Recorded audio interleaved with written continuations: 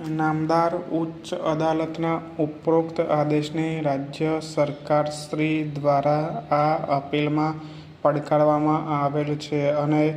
એવી દલીલ કરવામાં આવેલ છે કે વર્ષ 1976માં કલમ 13(2) માં કરવામાં આવેલા સુધારાથી નિયમ 4(6) હેઠળ નિર્ધારિત ફી ચૂકવવાની આરોપીની જવાબદારીને અસર થતી નથી. એવી રજૂઆત કરવામાં આવે છે કે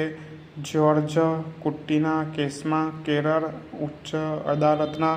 ચુકાદાનું અન્ય ઉચ્ચ અદાલતો દ્વારા પાલન કરવામાં આવ્યું ન હતું. મધ્યપ્રદેશ ઉચ્ચ ન્યાયાલયના ચુકાદામાં રાજેન્દ્ર કુમાર વિરુદ્ધ મધ્યપ્રદેશ 1994(2) PFAC 56 પર આધાર રાખવામાં આવ્યો હતો.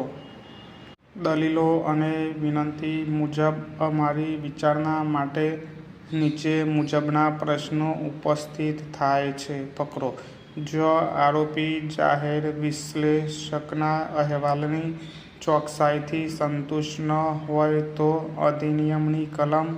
13(2) હેઠળ કેન્દ્રીય ખાદ્ય પ્રયોગશાળા દ્વારા નમૂનાના બીજા ભાગનું વિશ્લેષણ કરવાના તેના અધિકારનો ઉપયોગ કરે તો શું તે નિયમોના નિયમ 4(6) હેઠળ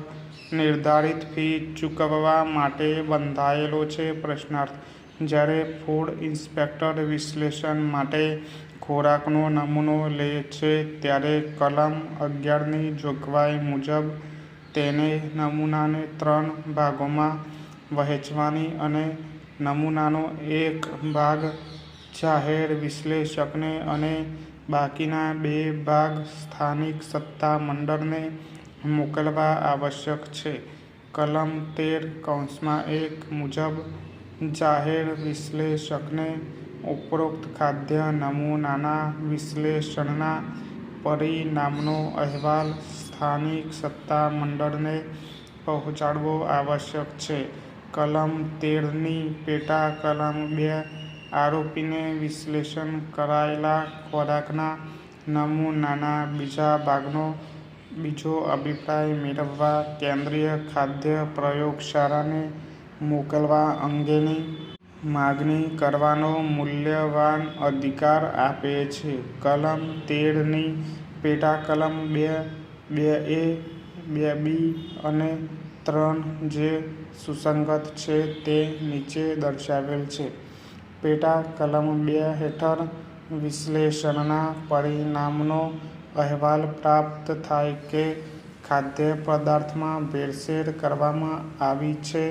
ત્યારબાદ સ્થાનિક સત્તામંડળે જે વ્યક્તિઓ પાસેથી ખાદ્ય પદાર્થનો નમૂનો લેવામાં આવ્યો હતો અને જે વ્યક્તિનું નામ, સરનામું અને અન્ય વિગતો કલમ 14(a) હેઠળ જાહેર કરવામાં આવી હોય તો તે વ્યક્તિ સામે કાર્યવાહી શરૂ કર્યા પછી નિયત કર્યા પ્રમાણેના નમૂનામાં વિશ્લેષણના પરિણામના અહેવાલની એક નકલ યથાપ્રસંગે તેવી વ્યક્તિ અથવા વ્યક્તિઓને જાણ કરશે કે જો તે ઇચ્છતા હોય તો તેમાંથી કોઈ એક અથવા બંને અહેવાલની નકલ પ્રાપ્ત થયાની તારીખથી 10 દિવસના સમયગાળાની અંદર ખાદ્ય પદાર્થનો લેવામાં આવેલ નમૂનો જે સ્થાનિક સત્તામંડળ સમક્ષ પડેલ છે તેનું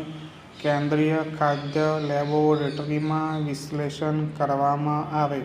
તે માટેની અરજી નામદાર અદાલતમાં કરી શકે છે.